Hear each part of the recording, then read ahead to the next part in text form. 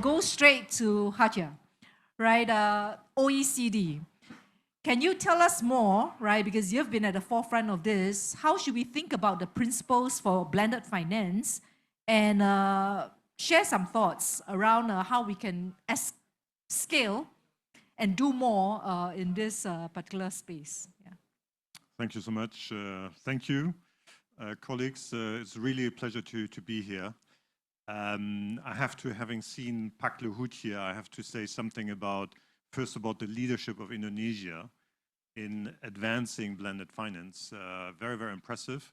I still recall a meeting I had the pleasure to be part of with Pak Luhut back in 2017 at the Climate COP. And he was coming to us and saying, well, we think blended finance is strategically important. We need it for our country, but more importantly for the Global South. Can you help us? And this led to a partnership that is basically until today, with the steps that when you hosted here in 2018, the annual meetings of the IMF and the World Bank, we were very, very happy to be part of the launch, development and launch of the Hita Karana blended finance roadmap. This great partnership then led us to support the Indonesian G20 presidency in 2022 in coming up with the G20 blended finance principles to scale blended finance in developing countries, especially LDCs and SIDS, and eventually, you know, to be here, obviously, to observe then the launch of the Secretariat for the Global Blended Finance Alliance. So we'll really be glad and once again commending Indonesia for its leadership, because I think Indonesia really basically lifted blended finance, a bit of a technical niche product, if you like, you know, among financial terms, onto the international leadership visibility. And I think that is really a major achievement. One or two words just on the G20 blended finance principles. They deal with the question of how can you bring blended finance to the last mile, if you like. There's a deliberate focus, as you see from the title, developing countries, including LDCs and SIDS, that if you like, it's a strategic shift away from things that typically our members think about, you know, how do you bring supply of funding, how do you mobilize commercial funding, how do you make our institutions fit for purpose, to the question of, well, how is that? If I'm a developing country, emerging market government and would like to do blended finance and create an ecosystem that is palatable for that, what do you need to do? So basically these principles deal with local context, at least deals with local financial institutions. How do you scale and how do you measure impact? So 4 principles. Each of these principles have sub-principles to make them more kind of actionable. And so once again, it's complementing what the international scene, the financial institutions, you know, the World Bank and others have been discussing very much with a Global South perspective, if you like. So that's really the added value. And going forward, just to say, I think we are really happy to be here. Matthias Kormann, our Secretary General, couldn't do it in person, but he sends his personal remarks and best wishes for tomorrow's launch of the Secretariat. Mary Pangestu, I think we're really looking forward to support and to be part of the journey going forward. With that, back to you. Thank you so much. Thank you. And indeed, when you're getting different types of capital with different risk-return appetites to talk to each other, is not easy. And the Secretariat's role is going to be very critical to weave the different actors together with the common purpose or objectives to solve some of the challenges we have. I want to now turn to Joyita, right, before I go to Edwin, right? You are part of the Commission on the Economics of Water. You've been looking at development for the Global South. How do you think about finance, right? The different sources of capital. What is the Commission recommending? I don't think I'm going to tell you what the Commission is recommending because it's not yet open and Give public. us a sneak but preview. I can tell you my personal views based on 30 years of research in both climate and water. And I think one of the main things that we have is, if you really want to do the last mile, which is what you were suggesting, and you really want to meet the needs of the poorest 2 billion people in the world, you're really talking about projects that may not be bankable, so very high-risk projects. And the question over there is, does PPP and does PPPP solve the problem? And in my humble opinion, philanthropies have a lot of money, and maybe they should just focus directly on the non-bankable projects rather than subsidizing the private sector in a PPPP process. So that would be my storyline, because they make so much money anyway, and in the United States, philanthropies are obliged to spend at least 5% on grants. In Europe, there isn't even an obligation of how much they should spend on grants. So the grant money is quite small. So if they could spend that grant money more effectively, that would be a very good point. The second point is, and again on your last mile storyline, if you really want to get the public involved, now that's not going to be very profitable directly. It's a long-term process. So we need very patient finance and very low interest rates. Now, our researchers have looked into some of the global contracts that have been made between rich and poor countries, and they've discovered that in the larger JETPs, for example, the interest rate was not disclosed to developing countries when they signed. And they did not know where the money was coming from and for what specific projects. And that is really troubling for us, that a country is signing a contract without knowing how much interest and for how long. And for me, that's really problematic. So a just agreement needs and I also assume that we're talking about better business, because business has not been good enough so far. And that means business is also indirectly accepting responsibility for the fact that we have caused major damage. And a recent paper says that the social cost of carbon is more than $1,000 per ton carbon, given the massive impacts. So to conclude, I think this requires a just partnership, and it requires just financing. And I'm happy to go into some of the principles for that if there's time.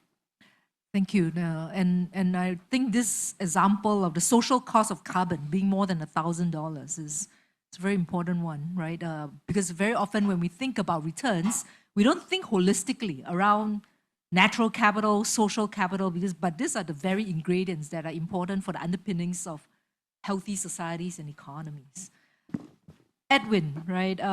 You're President Director of the infrastructure, PT Sarana Multi-Infrastructure. In fact, blended finance is not new to you. You have spearheaded the SDG 1 Indonesia since 2018. So it's been 6 years of experience in that space. Can you tell us more about your learnings from launching this blended finance facility? What has worked? And what do we need to better address to help it scale faster? Okay, first of all, I think I would see blended finance from the two angles. Yeah.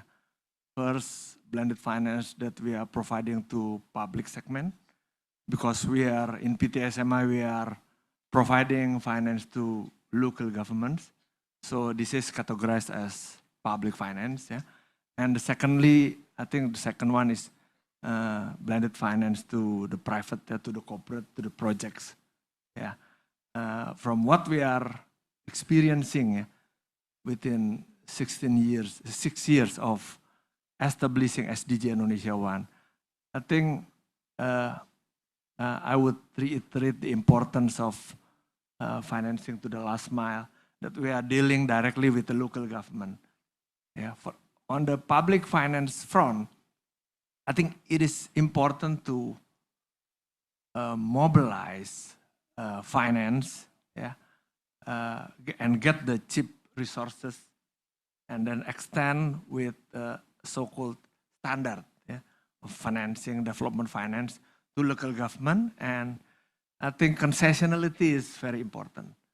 We have been experiencing in the National Economic Recovery Program, whereby we use our own resources, yeah, to get the local government from the pandemic, and we combine with the interest subsidy from the central government, so that the local government can get a cheaper source of fund. So that is the most powerful, yeah, blended finance form, when we can mobilize resources from our own resources and combined with the inter-subsidy that we get from the government. And the other important element is the quality of the project itself, the quality of the activity that we finance to the local government. So I think for that reason, combine blended finance with grant money. Yeah, we obtain grant money from many sources. The grant money is dedicated for so-called quality project preparation. So that can be quite a powerful instrument to get the sense that the project is sustainable, yeah, to get the sense that project is directly mitigating the climate action and everything. We have to prepare project very seriously. Yeah. That our experience with the public finance. On the contrary, we are also doing blended finance to the corporate, to the project, to the private side. Yeah, I think the risking instrument is very instrumental because private always look for the sustainability of the project because the project is gonna be the source of the repayment of the loan. So in this particular, we also can enhance value of the project by way of introducing technical assistance, grant money here and there. But I think the most powerful blended finance thematic for the private side or for the project is the risking instrument. So I think we have a showcase of where we provide loan with, a first loss mechanism, and I would appreciate the support from the World Bank in creating a geothermal risk mitigation facility that World Bank together with GCF, I think they provide us with the grant money, and the grant money is going to be utilized for the first loss mechanism.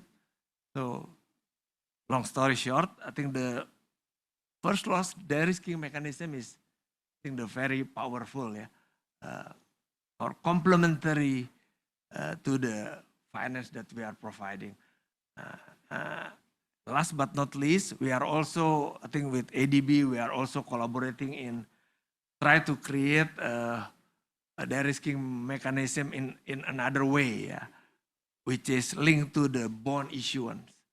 We also provide standby credit facility linked to the bond issuance so that our counterparty can get credit enhancement.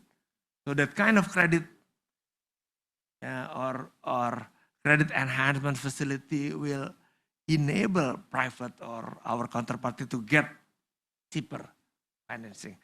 And all in all, I think on the private side, they are looking for a cheaper financing, looking for a better de-risking mechanism. So I think moving forward, I think it is the challenge of PTSMI to get or continue our effort to mobilize or to collaborate with different counterparty, including the philanthropy, so that we can mobilize money and use it for the risking mechanism and whatever, the instrument that we can create at the end of the day, to reach sustainable project with better, I think better quality of finance. Thank you. As Edwin was speaking, I was looking at his resume because you can see that he has that versatility to look at how to bridge between different actors, right? And really when we think about skills of the future, or even skills that are urgently needed for today, is people who are able to navigate and look at how to combine the different resources to create facilities that actually work. on the ground for the last mile delivery, as what Joita and Hajer has highlighted. Jerry, Green Climate Fund. You are the largest climate fund to support developing countries. And you probably work with partners like Edwin for the last mile. And I wonder whether you could share some thoughts around how the Green Climate Fund is viewing the current state of affairs in the blended finance world, right? Vis-a-vis the climate challenge, we call it the climate emergency. And how can we replicate some of these projects that have been successful at a pace that is a lot faster and across a lot more sectors? I know for renewable energy, blended finance has proven to work, but for things like water, waste management, so on and so forth, right, I think there's still a lot of scope for us to experiment and scale. Yeah, please, Jerry.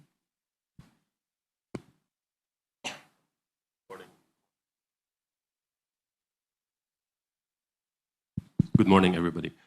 So instead of explaining the Green Climate Fund, I'll describe a real-life project we're developing at the moment. It's coming to our board this October. I can't disclose the country nor our partners, but hopefully by October, you'll find out. So there is this high middle-income country in the Caribbean whose debt to GDP ratio is 160%. However, they're highly indebted. But however, they are highly affected by climate change. The water stress is very high. They have all kinds of problems, and they don't have enough money to work on these solutions. So on the water side, 2 years ago, there was a break in their wastewater treatment, and wastewater was in the streets. On top of it, the farmers are using fresh water to irrigate their farms because they have no other source. And the tariff is very high, the water tariff. So as you can see, if you are the Prime Minister, what you will do, because you don't have access to finance. On one side, you're highly in debt. On the other, you are highly stressed by climate change. So blended finance can be one solution. So the approach we've taken, we are working with 2 multilateral development banks in this case. So what we're doing is we are buying $300 billion of local currency debt. The country has $1.2 billion in local currency debt. We've selected it because it's all commercial. So our partners are putting up $300 million of full guarantee because they're AAA. They could issue new debt at 4.7%, and we are going to buy debt at 8.7%. So that difference in the interest rate and the tenor and so on allows us to reap in savings of $130 million worth of savings. However, that money is only available as debt service. It's not upfront. It only comes in time. But the government needs capital-intensive infrastructure investment that it needs now.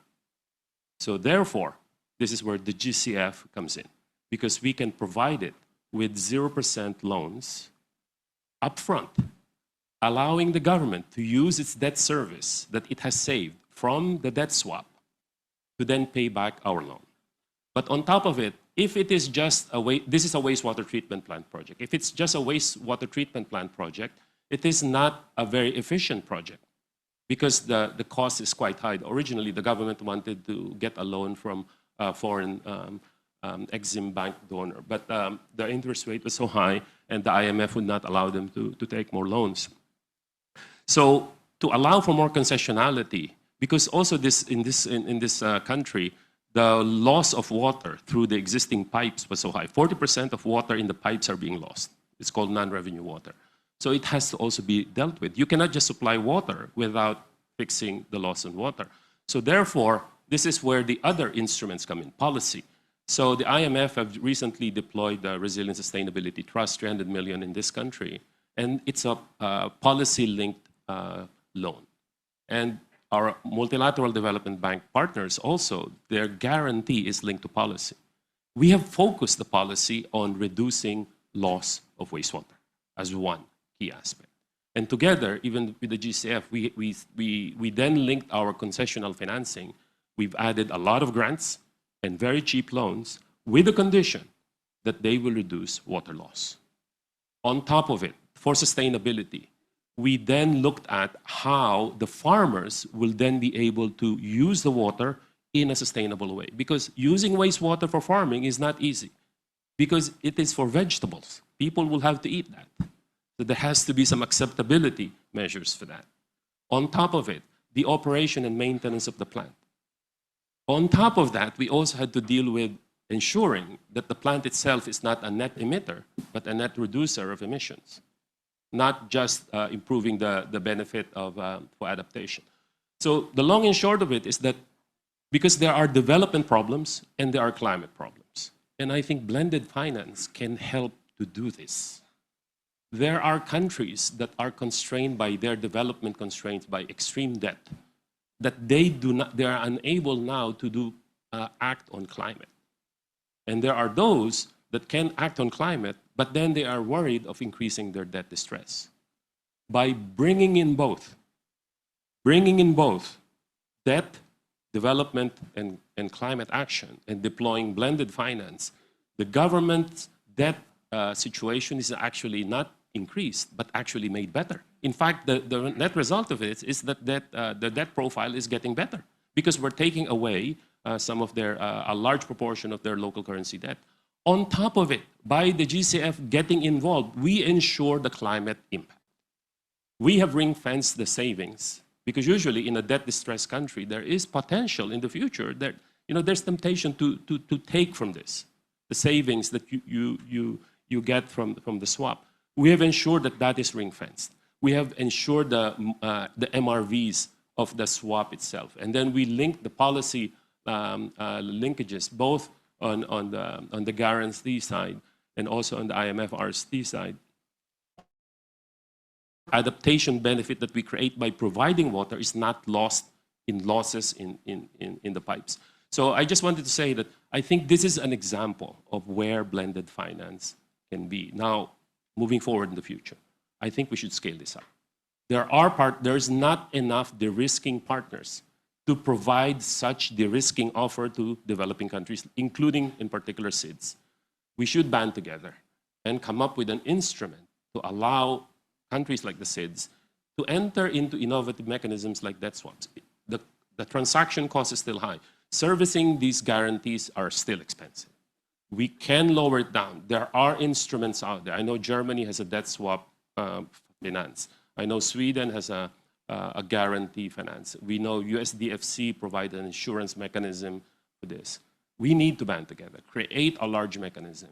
And on the climate side, we should also band together. Institutions like the GCF, whose main goal is to strengthen climate impact. So I think by working together, maybe through the Blended Finance Alliance, maybe this is one of those things that you could help us. Thank you. And that's a very beautiful example. The floor is open. Any questions or comments from the audience? Yes, please. And just introduce yourself. Can someone just pass her a microphone? Yeah. Ibu. If not, you can use mine. Oh, yes. Please introduce yourself and you can make your comments. Thank you. My name is Professor Lika Raskova from Universitas Islam Negeri Maulana Malik Ibrahim Malang. Thank you so much for inviting us to be part of this very prestigious forum. Thank you for the information from Mr. Jerry that told us that the Global Blended Finance Alliance tried to solve the problems about the water crisis. And as you know, that the water crisis is caused by two factors. First is by the nature, such as natural disasters, and also, and the second is like from humans, such as the pollutions and also war or conflicts. My question is how the Global Blended Finance Alliance cope with the second cause of the water crisis, such as war and conflict. Thank you so much.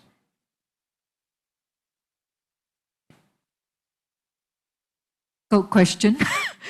I'll let the panelists ponder, right, while I invite. Yes, please introduce yourself, and then we can have them respond. Thank you. I am Trihadi Saptawadi from Tahia Foundation. I would like to ask about the governance. When you put money from philanthropy, commercial, and public money, who actually have a final say? How you make sure that governance in that system are really run, managed well? Who has actually the final say? Is that because the one that gives the biggest money or what? Thank you. Blended finance. Any other? Yes, one more, and then we'll wrap up with reactions. Please, to this gentleman. Yeah. Thank you. Thank you. My name is Nyoman. I'm a small farmer from Bali. So organic farmers and also social entrepreneur.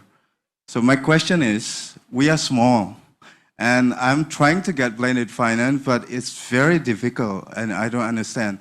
Is there any strategy, any good strategies for us, as social entrepreneur and as organic farmers that giving a lot of impact to the earth to be able to assess this blended finance? So how much interest is I can expect it if I get the blended finance? Thank you. Very relevant because a lot of the last mile actually deals with the fishers and the farmers who are may not have the muscle to deal with big institutions, right? I know that there are two more hands and I don't want to disappoint. So just this last two ladies and then we'll have the response. Very quick comments maybe to that lady in, okay. And then we'll get the mic to you. Yes, please. Yeah, thank you for that. Just Actually, briefly introduce, yeah. I'm Arishta from Singapore. And a quick question for Ms. Gupta. I was just going to ask you for your personal comments that you spoke about earlier. I think leading into what he was saying about the 2 billion which we need to support, help and all, and how you feel that some of it will have to be like kind of written off or that. So maybe just a little bit more into depth. Yeah, thank you. Yes, and final question or comment? Yeah. Hi, my name is Elizabeth Wathuti. I am an environmentalist from Kenya, but also a commissioner at the Global Commission on the Economics of Water and one of the Generation Restoration top link innovators from the World Economic Forum. And from a youth perspective, I think we need to ask ourselves some other hard questions, especially on access to finance. And it would be important to hear how we ensure that these resources are decentralized and actually get to the people that they're supposed to benefit. I think that is one of the gaps that exist within the existing finances mechanisms that we have. So how do the resources, how do we ensure that they actually get to the grassroots and to the people that are actually supposed to benefit from them? Thank you. Thank you. And now let me just turn to the panelists who would like to. Joyita? Yes. So let me try to see if I can answer a couple of questions together. Earlier on today, we heard that about 1.2 billion trillion was being used for renewables, but we have around 7 trillion being used to subsidize fossil fuels. And that creates a huge problem. So, we have to get things into perspective that when we are talking about the financial world, it needs to become extremely coherent, and right now it's not coherent. And the global north is not phasing out its fossil fuel, so when other countries in the global south say we need gas as a transition fuel, it's logical that they say it because the global north has to set the example, and that brings us back to a small island state that's trying to do something, or poor people who are affected by the extreme weather impacts. This brings me back to the social cost of carbon, which is actually going back to the issue of liability, accountability of those of us who are using a lot of fossil fuel, and we need to generate the money, and we don't need to expect interest rate back. So that's the compensation narrative that needs to come on board. And I think that's really important because otherwise we cannot get finance to people who need it without interest rate and without foreign exchange problems. Because if a small farmer tries to get money from a global north institution, you have to pay back in dollars and euros, and you cannot afford that. So you also need to figure out how we are going to do this to come back to the issue of debt for nature swaps, in the 1990s we had debt for nature swaps and it created a lot of problems and it was not successful. So the question I have back for you is, are you building on the lessons learned from the failure of debt for nature swaps in the 1990s? And are we going to make sure that the inflation that it caused in local governments will not happen? So there are a lot of issues that need to be taken on board, and maybe if we can get some of this finance on board, the money that the philanthropies have, and maybe the philanthropies need to also pay taxes. There's so much tax evasion and tax avoidance taking place worldwide today, and if those tax revenues were made available, maybe governments will have more money to spend through the ODA. Thank you. Thank you. And we do have 3 minutes, so maybe Edwin, do you want to respond? And also Jerry, yeah, before I'll ask Haya to close, yeah. I think with regard to governance, yeah, I think PTSMI is, of course, a financial institution. We are still under the supervision of the Financial Sector Authority. Of course, we have a so-called governance within our institution, and we have also been equipped with the safeguard, environment, social, even climate is within our consideration right now. And how do we manage? At the end of the day, finance is finance. We have to make sure that the project is sustainable, the project that you finance is sustainable, and the money that you finance has to be repayable to us. Yeah? And I think we conduct a process, yeah, when we collect or when we obtain money from grant money, we have some agreement with the donors about the use of proceeds, about the safeguard that we have to meet, and it is the obligation of PTSMI to conduct that finance, and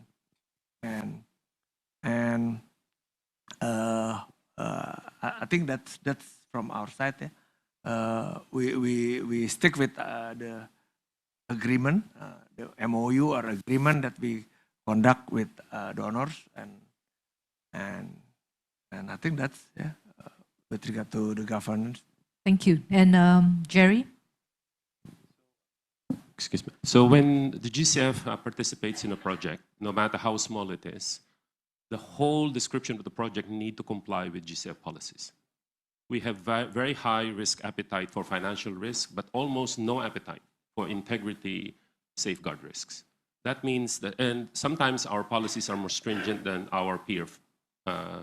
That's the reason sometimes it takes long in GCF, because we probably have gold standard on some of our integrity and other risks. Our anti-money laundering policies, anti-sexual exploitation harassment are very strict. And for that reason, if we put our money there, the whole thing needs to comply to it. And that makes it difficult. So that's on the question of governance. In terms of how to reach communities, our board adopted a new strategy in this 4 years, 2020, 2027. One of the key focus is locally led action. And we don't have the pipeline for it. So please, you're all welcome to develop new projects for this. We have several ways to do it. An on-granting program, wherein we give a pool of money to a partner, could be PTSMI, it depends on their mandate, could be other entities here, and they then on-grant it. It could be also on-granting and on-lending. Now, there are only two things we agree, the governance mechanism and the criteria for selecting the sub-projects. We don't need to know what the sub-projects are. We delegate it. And so the typical project is about $20, $30 million, and the small grants could be anything from a few $100,000 to several $1 million per sub-project. So this is available. It's available for PTSMI and other entities in Indonesia. If there's interest in anything of this, we can do this. And also the other thing is that in addition to this, our key focus is really on locally led climate action. And on top of that, our focus, I think this is also a conversation now, on post-conflict and vulnerable and highly needed countries. Because GCF we're not rated. We're not a rated agency. However, like what I said, our policies on safeguards and integrity are very high. However, that means that we could enter these countries and we're able to provide more concessional financing with the caveat to ensure that the risks are managed. So therefore, we are looking forward. In fact, we just came back from Somalia, wherein we have promised $300 million of financing. And we are deploying, as a pilot, $10 million in grants, up to $10 million in grants, just to build their capacity direct to the government. So that then they could access additional resources because they want to strengthen their own capability to access more resources. So we are looking forward to going into more countries that are vulnerable, mindful of the risks that we're taking. That's the thing. Open our eyes, mindful of it, but we're willing to go there. Thank you. And Haya, can I invite you to close? Yeah, thank you so much. Super interesting panel. Thanks for moderating and excellent questions. 3 quick remarks. The first one, I think, just to say that blended finance is a way to increase the pool, if you like, the pie. It is an additional resource, but it clearly has specific use for especially bankable projects. So I think the promise there, the upside is that in bringing in something new, you can use highly concession funding where it's really needed. I think, Gita, that was your point. So it's an additional tool, but it's not a panacea. That's my first one. The second one is, I think the questions and the discussion really shows the added value of the Global Blended Finance Alliance as a platform of peer learning, of capacity building, of bringing more transparency, of standardization, of pushing, if you like, the frontier of knowledge towards actors of the Global South. And the third one is just to say that I think the Bali spirit of Bali, I will bring this back to Paris, because clearly, I mean, our members, they not only need to provide more funding, they not only need to make their institutions fit for purpose, but we also have regulations and policies in OECD countries which prevent basically institutional commercial capital to flow towards investments in the SDGs. So there's homework clearly for us to do, and I think it's the good spirit of this event and other events that will help us to make this. And Matthias Kormann, just to say this, has brought this private finance mobilization really to the top leadership of the organization, and we really welcome the fact that Indonesia has also applied to become a member of the OECD and just signed 2 weeks ago the accession roadmap to the OECD. So we're looking forward to take this further. Thank you. Thank you. And please join me in thanking the panelists. I think they brought a lot of pragmatism, but also hope to the audience. Thank you. Yeah. And thank you to all of you.